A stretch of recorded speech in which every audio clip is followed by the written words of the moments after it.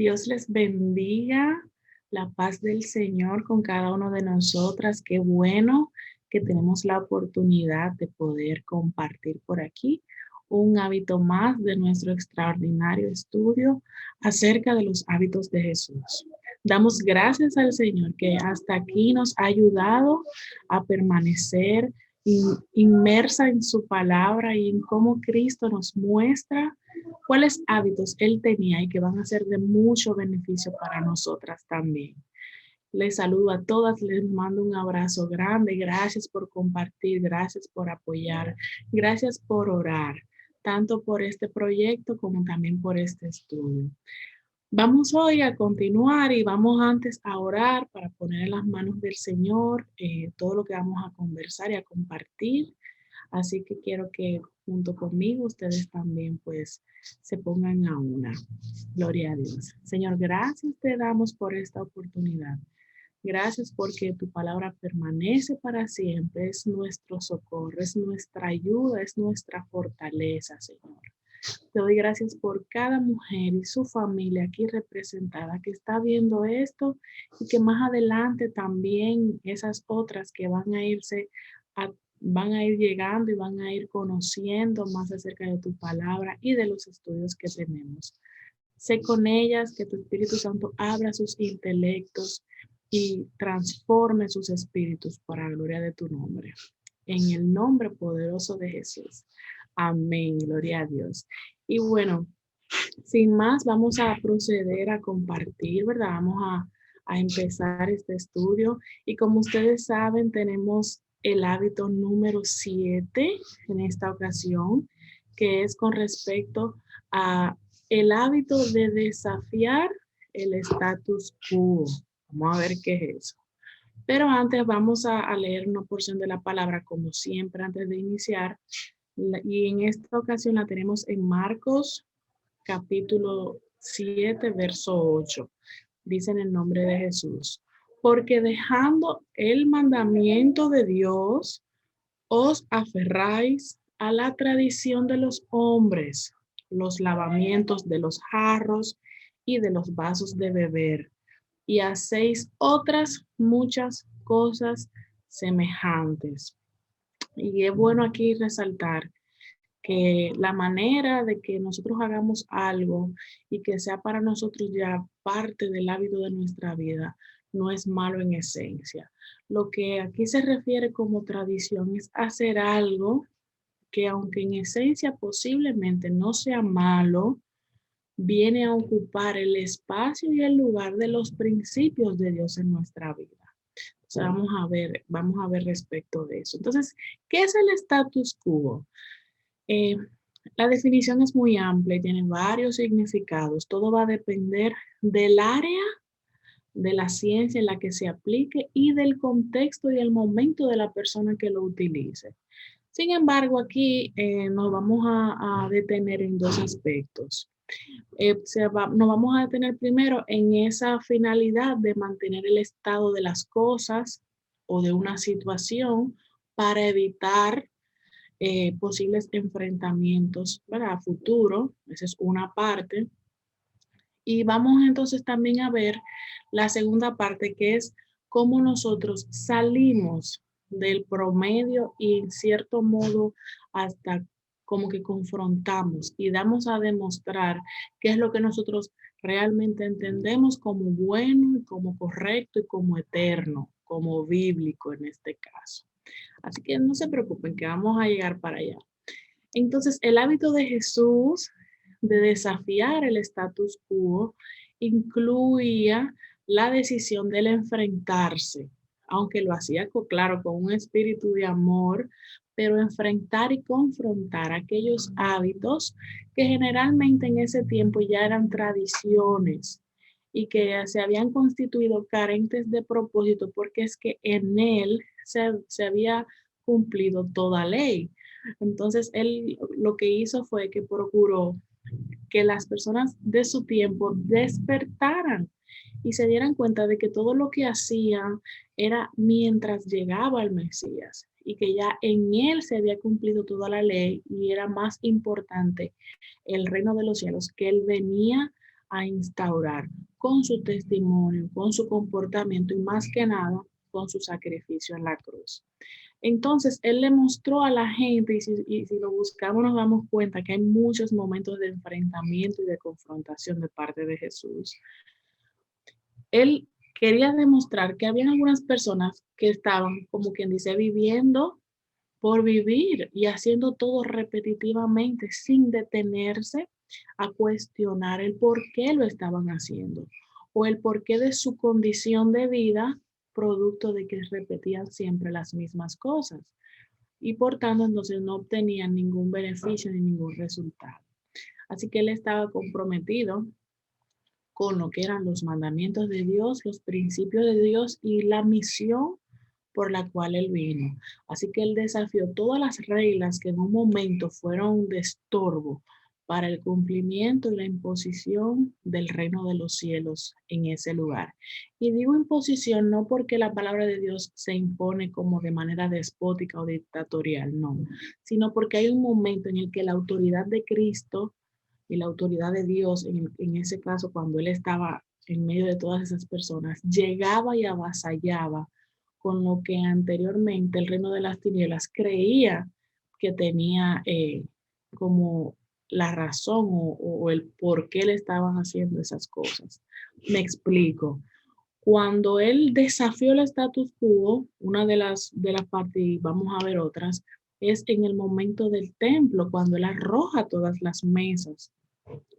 El status quo decía, o sea, se imponía en ese tiempo, de que eso se había estado haciendo por tradición por muchos años y que aunque estaba mal eso, bueno, ¿quién se va a poner a hacerle frente a todas estas personas que tienen posiblemente toda una vida comercializando en frente de la iglesia?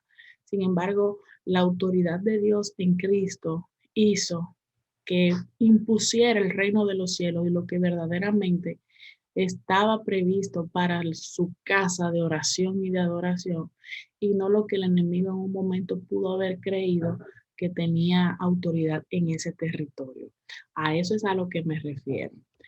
Entonces vamos a ver cómo él nos muestra cómo desafiar el status quo. Y para eso el autor establece tres momentos u ocasiones muy interesantes y vamos a compartirlas juntas. La primera está cuando Jesús habló con la mujer samaritana, que estaba en contra de la tradición. Señores, miren, si hacemos un estudio muy profundo con respecto de ese pasaje, nos damos cuenta, y me refiero al capítulo 4 del Evangelio de Juan, nos damos cuenta que eso que hizo Jesús es una cosa que se salía completamente de la dinámica social y religiosa que había en ese tiempo. Bueno, y la situación también geográfica. O sea, los judíos no podían mezclarse con los samaritanos. Ellos eran conocidos como un pueblo, ¿verdad?, denigrado y rechazado. Eso en primera parte. En segunda parte, los hombres no se acercaban y no se llegaban a mujeres de la manera en la que Jesús lo hizo, porque se tenía como conocido de que las mujeres realizaban una serie de trabajos sexuales y, ¿verdad?, de adulterio y todo eso. Entonces, cuando un hombre se llegaba a una mujer que no era su esposa, ya se sabía. Y en este caso se conocía la procedencia y la manera de esa mujer.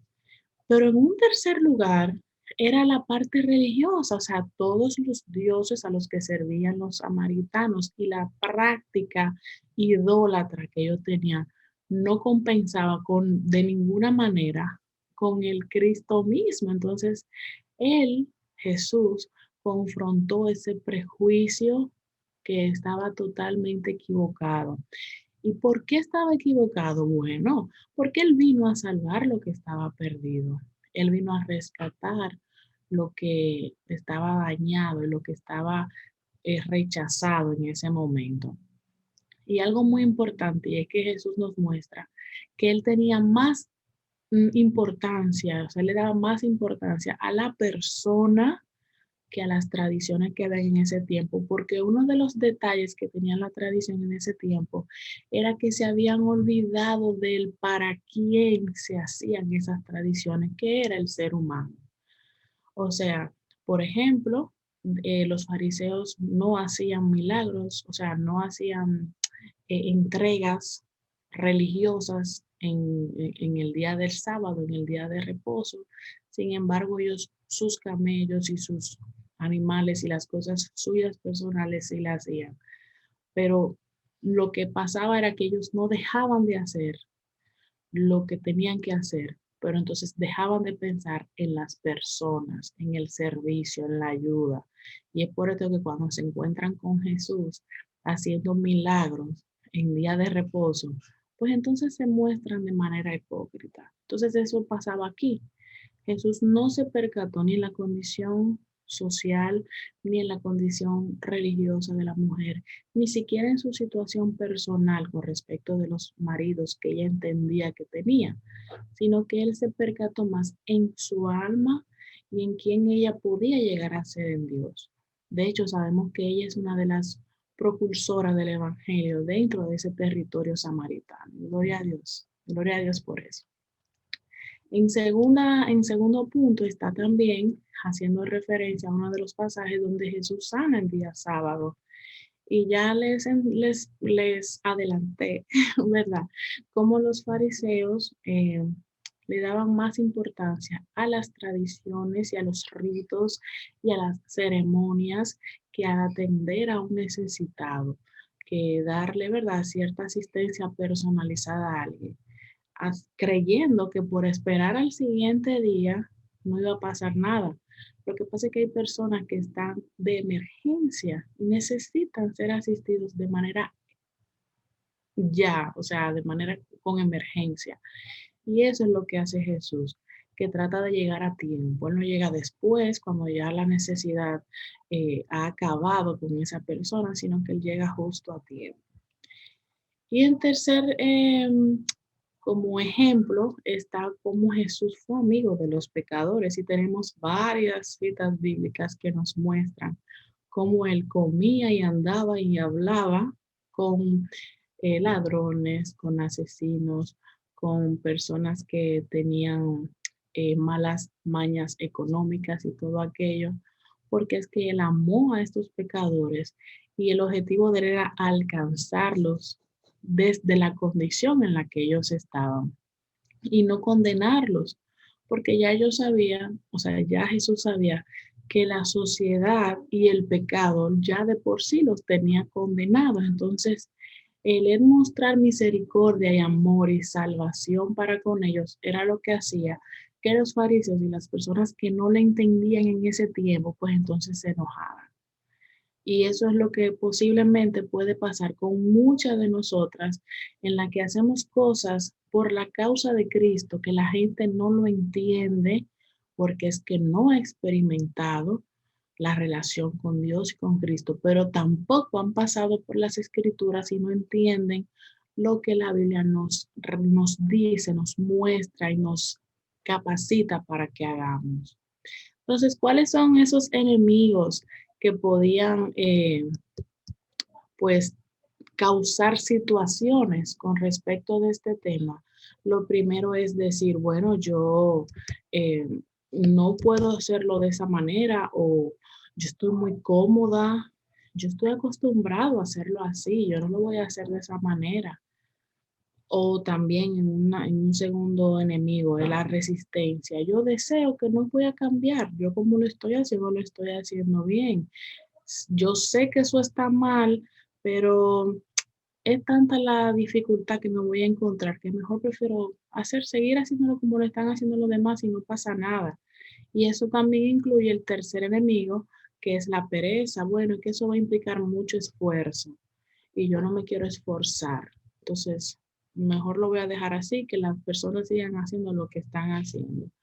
Y este me llama bastante la atención, es el resistirse al cambiar, o sea, el decir, bueno, es que nada va a cambiar, así que yo para qué me voy a esforzar o voy a perder ese cierto privilegio que tengo por el término de estar en silencio y en no hacer nada, que pues proceder a ser parte del cambio. ¿Y qué error es ese?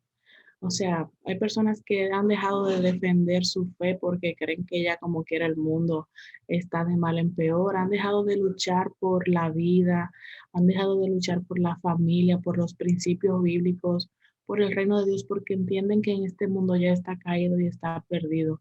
Y entonces, si nosotros que somos la sal y la luz del mundo, nos cansamos, nos rezagamos, nos, como dicen, nos achicopalamos, entonces, ¿quién lo va a hacer? Si a nosotros se nos encomendó una comisión, ir y hacer discípulos. Y entonces es importante que nosotras sepamos eso. Entonces, continuando aquí, es importante resaltar también que hay un costo. Hay un costo al momento de nosotras rehusarnos. ¿Y qué quiere decir eso? Bueno, que cuando usted sabe que tiene que hacer algo y no lo hace, le va a contar por falta.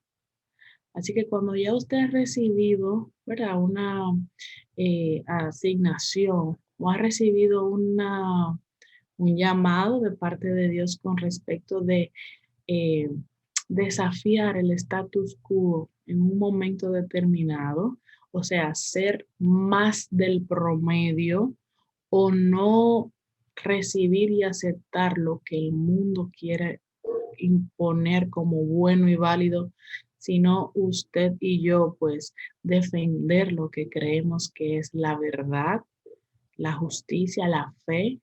Entonces, ahí nos va a contar por falta. Necesitamos, hay un costo del desafío del status quo, pero el Señor nos ha dado la fortaleza y nos ha demostrado, nos ha prometido que por medio del Espíritu Santo vamos a obtener la victoria.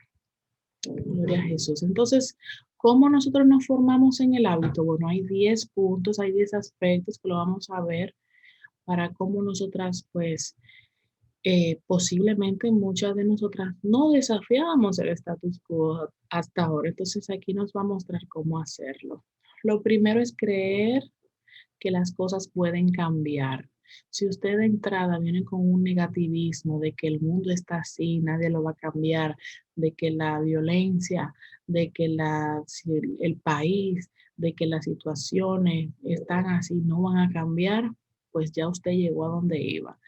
Yo, por el contrario, he entendido con respecto de este hábito que hay que hacer lo que Dios nos manda hacer, aunque en el momento no lo entendamos, y que la defensa de los principios de la palabra de Dios, de la vida, de la familia, de nuestra nación, tiene que también estar de manera imperante en nuestras vidas, porque Él nos puso en un país con un propósito, nos puso en una congregación con un propósito, nos ha puesto en una familia de fe y una familia biológica con un propósito. Y entonces necesitamos saber que todo lo que pudiera estar torcido o dañado puede cambiar, porque es que donde llega Cristo hay cambio. No creas, bueno, yo voy a dejar de orar con esa persona, voy a dejar de hacer el estudio con tal persona porque es que ella no cambia o es que ella no quiere coger lo que se le está diciendo. Cristo no se cansó ni contigo ni conmigo, así que nosotras no podemos cansarnos. Posiblemente las estrategias que estás tomando son en base a tus esfuerzos y a tus capacidades, no conforme a la guianza del Espíritu Santo. Así que ora a Dios para que sea el que te diga cómo has de hacerlo y te aseguro que vas a tener victoria.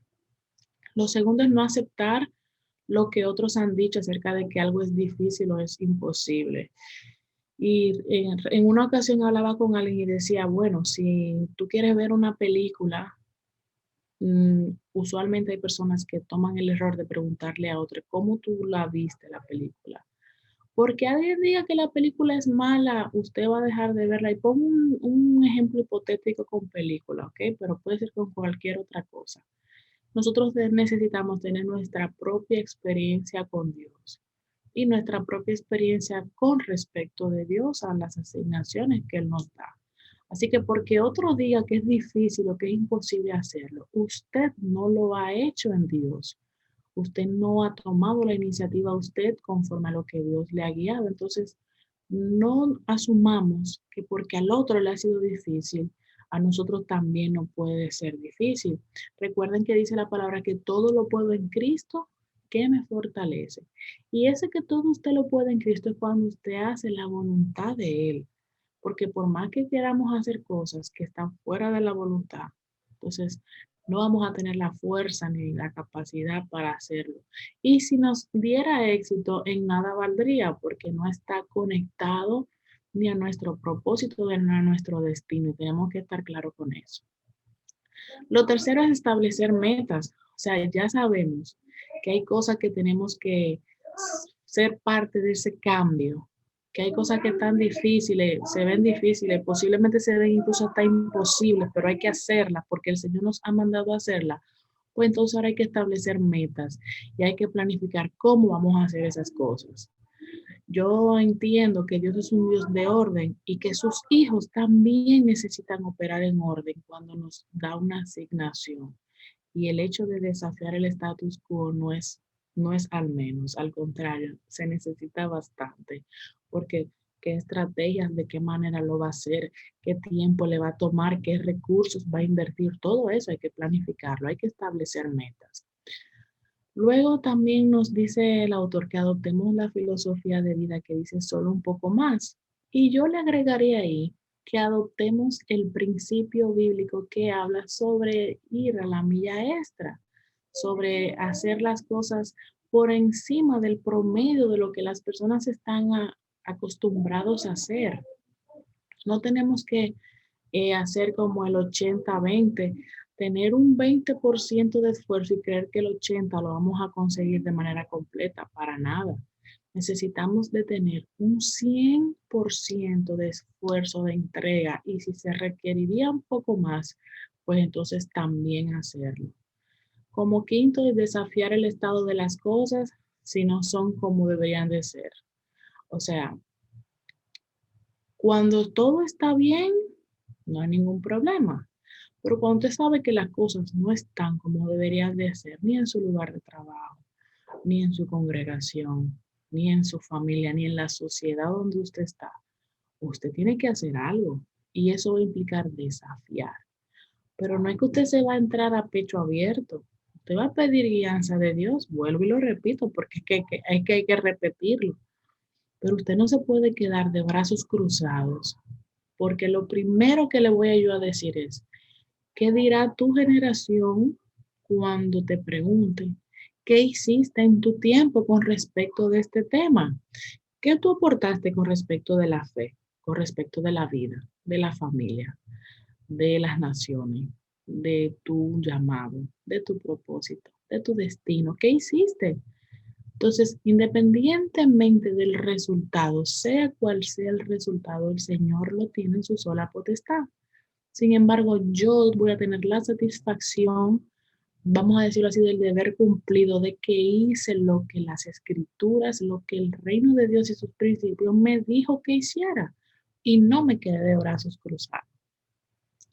También como sexto, descubre qué obstáculos podrías encontrar si tú decides desafiar el estado presente de las cosas. Y ojo, cuando tú decides desafiar, vienen obstáculos, vienen opresiones, vienen rechazo, viene odio de parte de otras personas. Y entonces tú necesitas estar preparada para eso.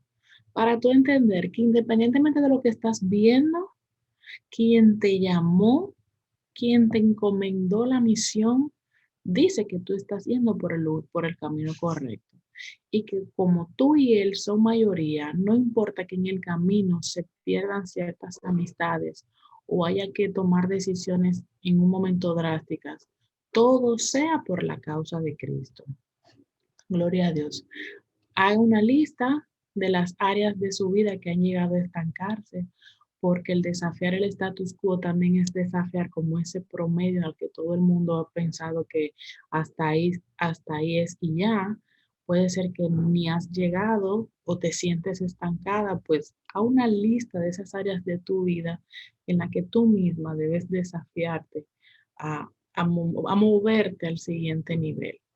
No cambies solamente por el placer de cambiar Ah, sí, déjame cambiar. No, tú tienes que tener un sentido, un propósito, una orientación en Dios.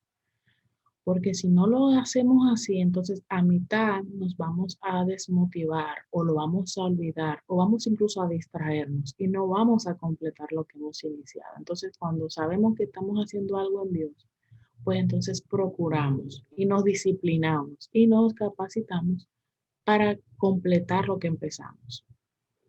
Sea amable al desafiar el status quo. Y aquí esto es muy importante, porque cuando nosotros desafiamos el status quo, la resistencia que estamos teniendo, vamos a decirlo así, del sistema, no es contra las personas, sino que es contra el reino que gobierna este mundo y contra los espíritus de maldad que pudieran estar operando en esas personas. Entonces, nuestro desafío no es para con la persona, sino para lo que está operando en ellas. Para las personas, entonces tenemos que mostrar amor, compasión y misericordia, porque ese es el testimonio que ellos van a ver de nosotros, y entonces van a pedir que le mostremos ese Cristo que hemos servido.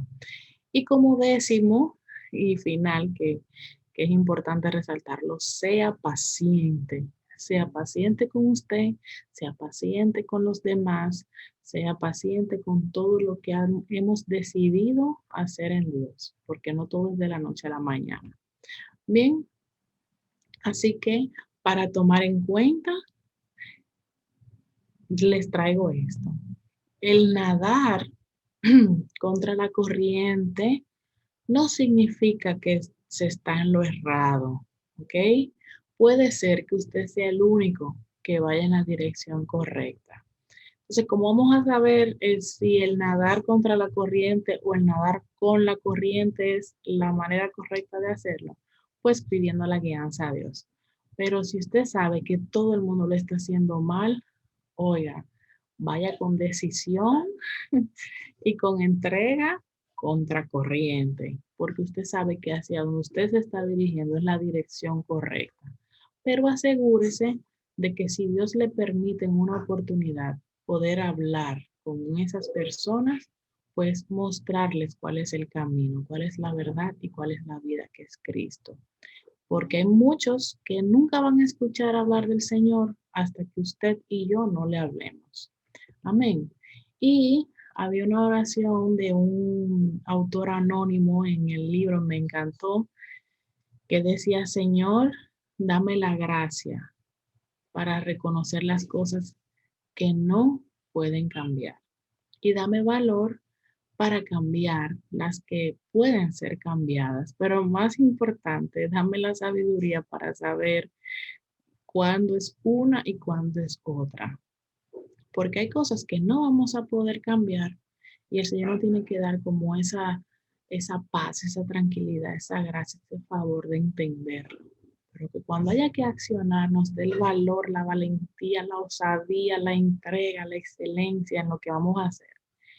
Pero por encima de todo nos dé sabiduría para no tomar batallas que no nos corresponden o que no es el momento de tomarlas.